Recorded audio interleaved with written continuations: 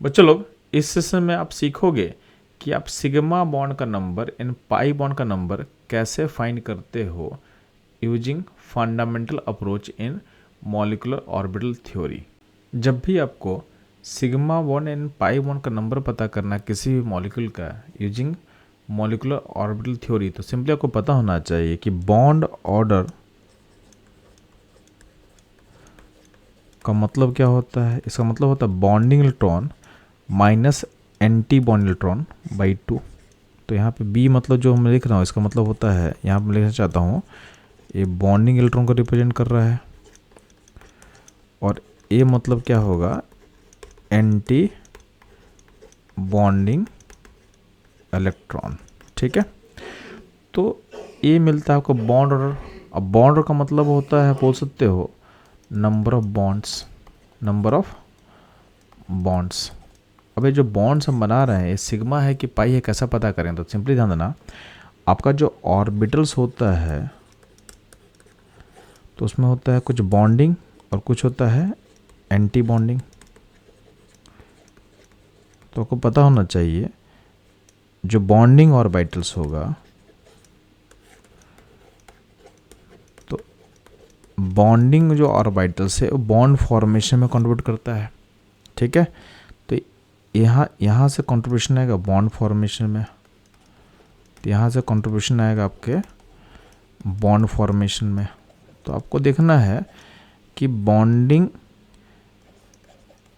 और anti bonding में आपका बॉन्डिंग पे आपको फोकस करना है। तो बॉन्डिंग ऑर्बिटल भी दो टाइप का होता है, एक होता है सिग्मा टाइप का, एक होता है पाई टाइप का। तो अगर आपका कंट्रीब्यूशन बॉन्डिंग ऑर्बिटल के सिग्मा से आ रहा है तो ये आपको हेल्प करेगा सिग्मा बॉन्ड बनाने में, और अगर आपका कंट्रीब्यूशन बॉन्डिंग के पाई से आ रहा है, यानी पाई ऑर्बिटल से आ रहा है, पाई ऑर्बिटल से, तो आपको ये हेल्प करेगा पाई बॉन्ड के फॉर्मेशन में। बात समझ में आया? अब ध्यान देंगे, सिंपली है, हर दो बॉन्डिंग इलेक्ट्रॉन से एक बॉन्ड बनता है। तो ये आपको याद रखना चाहिए।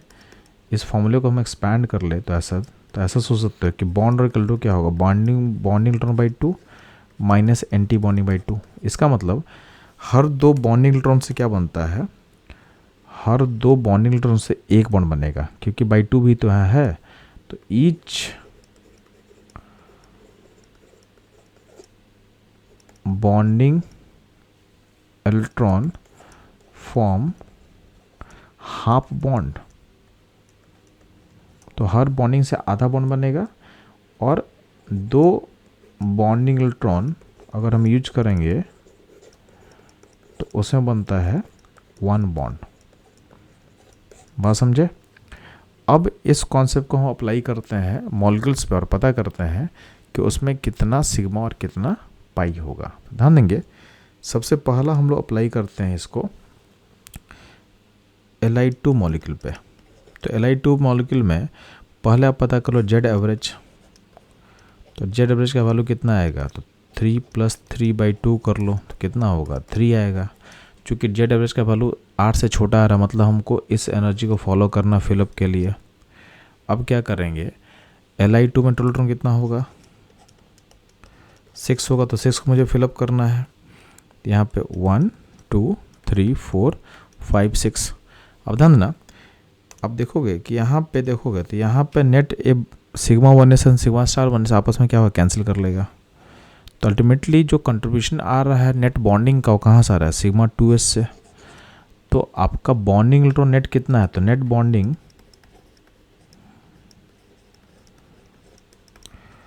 इलेक्ट्रॉन कितना दिख रहा है आपको, 2 दिख रहा है। ठीक है, और दो इलेक्ट्रॉन का कंट्रीब्यूशन कहाँ से है, सिग्मा से है। तो आपको ये बनेगा 1 सिग्मा बॉन्ड बनाएगा।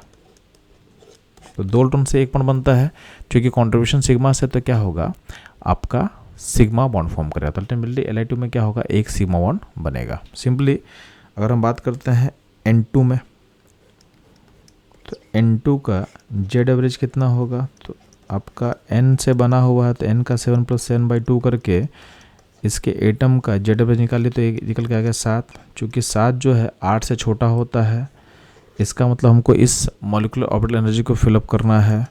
अब N2 में टोटल कितना होगा?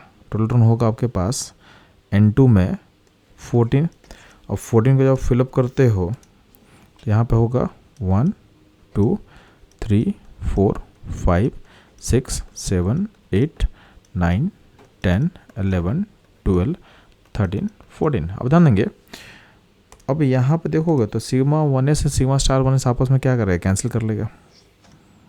ये कैंसिल, ये भी कैंसिल कर लेगा। तो अल्टीमेटली आपके पास नेट जो बॉन्डिंग मिल रहा है यहाँ से मिल रहा है। तो नेट जो बॉन्डिंग इलेक्ट्रॉन है उसमें सिग्मा का कंट्रीब्यूशन कितना है? तो सिग्मा 2 पीछे में 2 इलेक्ट्रॉन दिख रहा है आपको, तो यहाँ पे 2 इलेक्ट्रॉन है। और पाई का कंट्रीब्यूशन तो यहाँ पे देखो पाई 2p से पाई 2p मिलेगा, 2p मिलेगा, कितना मिलेगा? 4 मिलेगा। तो जो 4 इलेक्ट्रॉन है इससे 2 बॉन्ड बनेगा, तो चूंकि ये पाई से आ रहा है तो 2 पाई बॉन्ड बनाएगा। और आपका जो सिग्मा का कंट्रीब्यूशन 2 इलेक्ट्रॉन है तो ये बनाएगा सिग्मा बॉन्ड, तो कितना बनेगा? यहाँ पे बनेगा 1 सिग्मा बॉन्ड। तो अल्टीमेटली N2 मॉलिक्यूल में का बॉन्ड ऑर्डर क्या है? 3 है, इन 3 बॉन्ड बनेगा, उसमें से सिग्मा क्या होगा? सिग्मा होगा 1 और पाई होगा, पाई बॉन्ड होगा 2। ठीक है। अब ध्यान देंगे, अगर हम मूव करते हैं O2 मॉलिक्यूल पे, O2, तो O2 का जेड एवरेज कितना होता है बच्चों? तो इसका O2 का जेड एवरेज निकल के आ जाएगा 8, यानी हमको फिलअप करना है इस ऑर्बिटल को। तो जेड एवरेज के बाद देते हैं टोटल इलेक्ट्रॉन O2 में कितना होगा? 16। अब फिलअप कर लो यहाँ पे 1 2 3 4 5 6 7 8 9 10 11 12 13 14 15 16। तो अब ध्यान देंगे, आपका ये दोनों कैंसिल कर लेगा, यहाँ भी एंटी बॉन्डिंग क्या है? कैंसिल कर लेगा। अब ध्यान देना, ये जो पाई एंटी बॉन्डिंग है वो पाई बॉन्डिंग कैंसिल करेगा, और यहाँ पर सिग्मा जो बॉन्डिंग है सो को कैंसिल करने के लिए हमारे पास सिग्मा एंटी बॉन्डिंग नहीं है। तो अल्टीमेटली जो नेट बॉन्डिंग इलेक्ट्रॉन आपको दिखने वाला है, तो नेट जो बॉन्डिंग इलेक्ट्रॉन है, नेट बॉन्डिंग इलेक्ट्रॉन जो है उसमें सिग्मा से कंट्रीब्यूशन कितना आएगा? 2 इलेक्ट्रॉन का, क्योंकि सिग्मा 2pz से आ रहा है। और पाई से कितना आएगा? तो पाई में 4 बॉन्डिंग है और 2 एंटी बॉन्डिंग है, तो नेट कितना होगा पाई से? तो 2 इलेक्ट्रॉन आएगा नेट। अब 2 इलेक्ट्रॉन से पाई बॉन्ड कितना बनेगा? तो पाई बॉन्ड बनेगा 1। और यहाँ पे जो सिग्मा से 2 इलेक्ट्रॉन से क्या आएगा? सिग्मा बॉन्ड बनेगा 1। तो अल्टीमेटली O2 मॉलिक्यूल में बॉन्ड ऑर्डर कितना होता है? 2 होता है, उसमें सिग्मा बॉन्ड 1 होगा एंड पाई बॉन्ड 1 होगा। ठीक है। नेक्स्ट मूव करते हैं, इसको हम लोग अप्लाई करते हैं B2 मॉलिक्यूल पे, B2। तो B2 का जो जेड एवरेज होगा कितना होगा? चलो इसका जेड एवरेज आएगा 5, क्योंकि बी बोरोन जो है, बोरोन का 5 होता है एटॉमिक नंबर। तो अल्टीमेटली दोनों सेम एटम है तो क्या होगा? जेड एवरेज सेम रहेगा, 5 रहेगा। इसमें टोटल इलेक्ट्रॉन कितना होगा? तो इसका टोटल इलेक्ट्रॉन होगा 10। हमको इस लेवल को फिलअप करना है उसके लिए, क्योंकि जेड एवरेज 8 से छोटा है। तो इसमें क्या होगा? 1 2 3 4 5 6 7 8 9 10। अब ध्यान देंगे, यहाँ पर जो बॉन्डिंग है और एंटी बॉन्डिंग आपस में क्या है? कैंसिल कर लेगा, और यहाँ भी कैंसिल कर लेगा। तो आपका जो नेट बॉन्डिंग है, नेट बॉन्डिंग इलेक्ट्रॉन कहाँ से आ रहा है? तो नेट बॉन्डिंग आ रहा है आपके पास पाई से। सिग्मा से कंट्रीब्यूशन कितना है? इसमें 0 है, और सिग्मा कंट्रीब्यूशन क्या है? 0 है। और पाई का कंट्रीब्यूशन कितना है? 2 है। तो ये 2 इलेक्ट्रॉन जो पाई से आ रहा है वो बनेगा पाई बॉन्ड, कितना बनेगा? 1 बॉन्ड बनेगा पाई। और सिग्मा बॉन्ड कितना बनेगा? तो सिग्मा बॉन्ड बनेगा 0, क्योंकि यहाँ पे इलेक्ट्रॉन कंट्रीब्यूशन है ही नहीं। तो अल्टीमेटली B2 मॉलिक्यूल में अगर बात करते हैं तो इसका बॉन्ड क्या होगा? इसका बॉन्ड ऑर्डर आता है 1, इसमें सिग्मा बॉन्ड का नंबर क्या होगा? 0। और यहाँ पे पाई बॉन्ड का नंबर कितना होगा? 1। तो यहाँ देखना, एक पिक्यूलर केस है, आप लोग वैलेंस बॉन्ड थ्योरी पढ़े हो कि सिग्मा बॉन्ड के बाद पाई बॉन्ड बनता है। आप यहाँ देख रहे हो कि बिना सिग्मा बॉन्ड के ही पाई बॉन्ड बन जा रहा है, यानी B2 मॉलिक्यूल में एक ही बॉन्ड है, उसका नेचर क्या होगा? पाई होगा। ठीक है। इसको एनालाइज करते हैं हम लोग फर्दर C2 मॉलिक्यूल पे। तो C2 मॉलिक्यूल पे बात करते हैं। तो C2 मॉलिक्यूल पे जेड एवरेज कितना आएगा बच्चों? तो C एटम का जेड होता है 6, चूँकि एटम सेम है तो जेड वैल्यू क्या होगा? 6 ही रहेगा। चूँकि जेड का वैल्यू क्या है? जेड आपका 8 से छोटा है, तो आप क्या करोगे? सिंपली आप इस लेवल को फिलअप करने वाले हो, तो C2 मॉलिक्यूल जो है उसका टोटल निकाल लो, कितना होगा?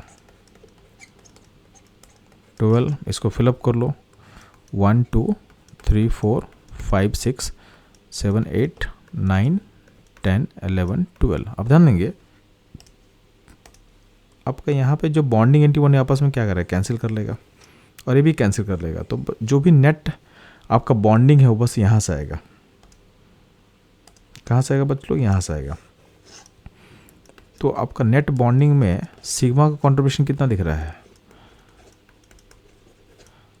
तो सिग्मा कंट्रीब्यूशन 0 है। तो यहाँ से सिग्मा बॉन्ड कितना बना? 0 बनेगा। और पाई का कंट्रीब्यूशन कितना है? तो पाई कंट्रीब्यूशन कितना है? 4 है। तो यहाँ से पाई बॉन्ड कितना बनेगा?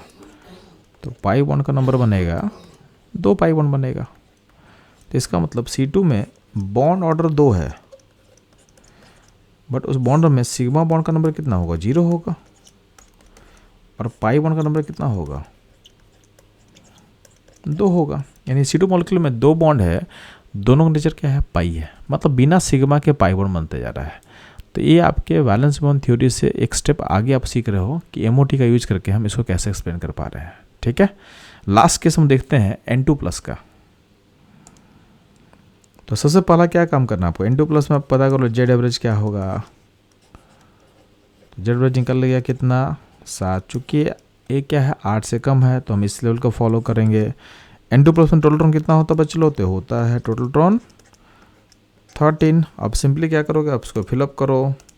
तो फिलअप करो तो क्या होगा? 1 2 3 4 5 6 7 8 9 10 11 12 13। अब ध्यान देंगे यहाँ पे अल्टीमेटली क्या है कि बॉन्डिंग एंटीबॉडी आपस में क्या होगा? कैंसिल करेगा यहाँ पे और यहाँ पे। तो अल्टीमेटली नेट कंट्रीब्यूशन आपको यहाँ से मिलने वाला है बॉन्डिंग में। तो इसमें ध्यान देना आपका सिग्मा ऑर्बिटल से कितना कंट्रीब्यूशन है? आपके पास 1 इलेक्ट्रॉन का, और आपके पास पाई से कितना है?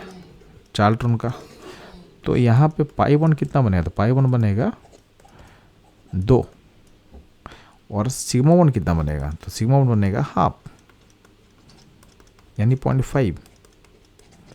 इसका मतलब N2+ का जो बॉन्ड ऑर्डर होता है ये होता है 2.5। उसमें से सिग्मा बॉन्ड होता है 0.5 कंट्रीब्यूशन का, यानी 0.5। और जो पाई बॉन्ड बनता है ये होता है 2।